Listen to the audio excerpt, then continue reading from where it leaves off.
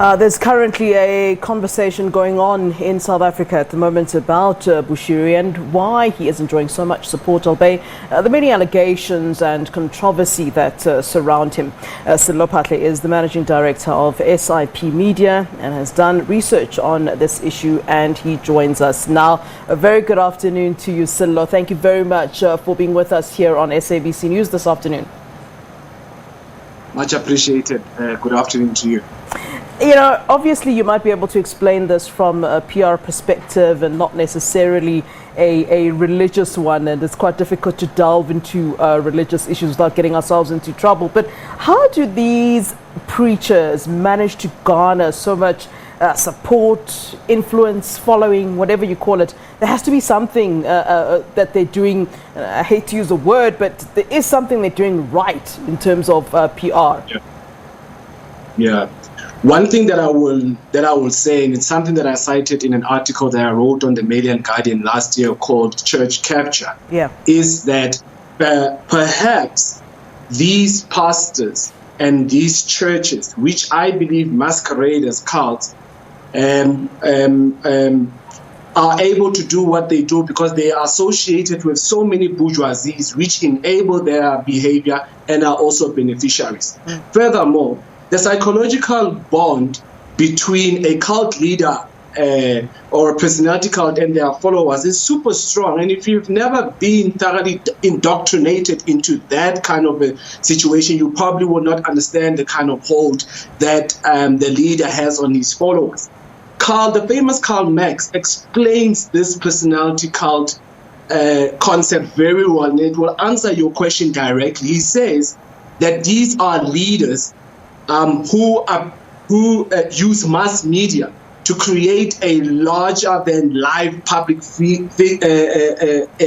image through unquestionable flattery and praise. They present themselves as godlike, heroic, supreme, and impeccable. They're often charming, but most importantly, they are able to do things, that they are known to inspire people to do things that look, very marvelous, and as a result attract a lot of people. But the abuse that comes from these leaders is very subtle, right? But most of these leaders, and it's subtle because most of these leaders don't seem to be bad people. That's why we see your Bushiris, your Zondos, and the others associating or being associated with, for example, the ANC, whether they appoint them as chaplains or what have you. But the truth is they are manipulators who are able to explain every action, no matter how nefarious it may be. For example, Zondo came, I think it was on the weekend, you guys covered him, and he was to dismiss the rape allegations and all sorts of allegations against him. To dismiss them, he said it's because he's black, and they're trying to bring him down because he's black. But the reality is that these people, they dictate the face of society, social and economic struggle to serve the interest of their cult, meaning the people's plight become a necessary rhetoric to legitimize the interest of the cult. I mean, what makes it a cult? And is it correct for us to use the word cult? You're talking about that interview that we covered this past weekend with my colleague Maheketla, speaking to Pastor Zondo of the Rivers of Living Waters Ministries. And he was quite offended by the term cult. And when do we define it? When do we decide that something is a cult? Interestingly enough, you're sitting in front of, or behind a picture, or in front of a picture rather, of the Last Supper. Am I correct? Why is that not a cult? When is it a cult? How do you define someone else's following as a cult, but not define your own as a cult? What is a cult? Why are you calling it that? I'll give you 5 signs in order for one to identify what a cult is. First of all, a cult is opposed to critical thinking. Secondly, it isolates members and penalizes them if they dare to even leave. Thirdly, it emphasizes a special doctrine, and anything that opposes that, you are immediately chastised. Fourthly, is that they seek very warped or inappropriate logic And lastly, they dishonor family units. We have seen and heard in the CRL Commission on how some victims came and say, I'm in divorce today. My family is being disrupted today because of the affiliation with, a particular church. At the end of the day, here's my take on this, that when it comes to these relationships, there is no logic.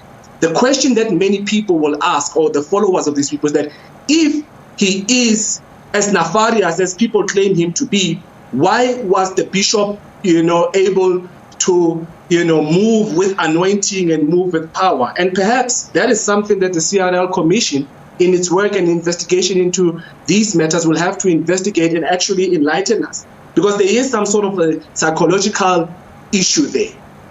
Yeah, just going still with that. You're saying that these people have some sort of psychological issues, and they believe in certain things.